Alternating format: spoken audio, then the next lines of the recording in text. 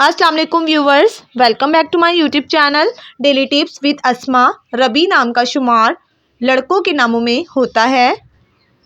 रबी एक इस्लामी नाम है। रबी नाम की इब्तदाई तारीख अरबी ज़बान से निकलती है। रबी नाम के लड़कों के लिए खुशकिस्मत नंबर 5 माना जाता है। रबी नाम का मतलब है बहादुर और ताकतवर।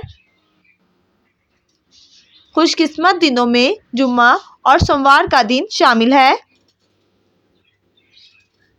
रबी नाम का शुमार इंटरनेट पर सबसे ज़्यादा सर्च होने वाले नामों में से होता है।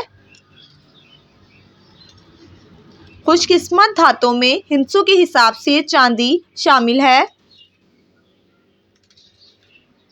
रबी नाम के अफराद के लिए मुआफिक रंगों में पीला, नीला रंग शामिल है। रबी नाम के अफराद के लिए मुआफिक पत्थरों में हीरा पत्थर शामिल है। फ्रेंड्स, अगर आप अपने नाम का मतलब जानना चाहते हैं तो कमेंट बॉक्स में अपना नाम लिखें। इंशाअल्लाह हम आपके नाम की वीडियो ज़रूर बनाएंगे। Thanks for watching. अल्लाह हाफिज़।